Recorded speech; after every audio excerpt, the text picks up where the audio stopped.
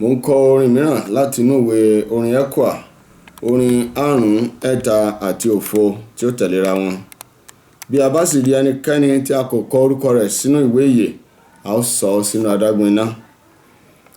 Ibùgbé ọ̀run tó jẹ́ ibi tó lógo, àbẹ̀wò rẹ̀ tí dára tó a kò lè sọ. Àìmí kò sí lè ní ibùgbé níbẹ̀, àfi bí a kọ orúkọ mi sókè.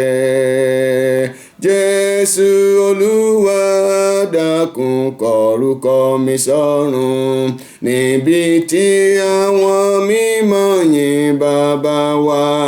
Hallelujah bàbá, Jésù Olúwa, dákun kọ orúkọ mi sọ́run, bí táwọn mímọ́ ń kọrin yìn orúkọ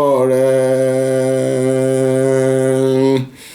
Ibùgbé ọ̀run tó jẹ́ ibi tó láyọ̀, àbádùn rẹ̀ tító a kò lè fẹnu sọ. Mo gbóhùn kan lókè tí ó wí fún mi pé, àfi bí a kọ orúkọ mi sókè.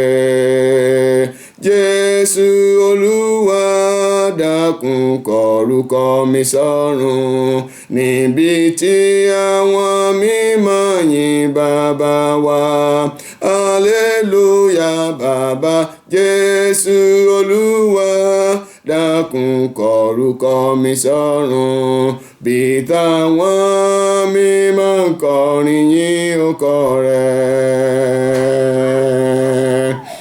Ibùgbé ọ̀run tó jẹ́ ibi ìsinmi, àbàlàfíà rẹ̀ tító a kò lè sọ.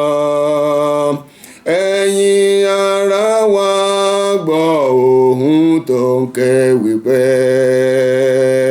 àfi bí a kọ orúkọ mi sọ́run. Jésù Olúwa, dákun kọ orúkọ mi sọ́run, níbi tí àwọn mímọ́ yìn bàbá wa. Hallelujah bàbá, Jésù Olúwa, dákun kọ orúkọ mi sọ́run, bí táwọn mímọ́ ń kọrin yìn orúkọ rẹ̀.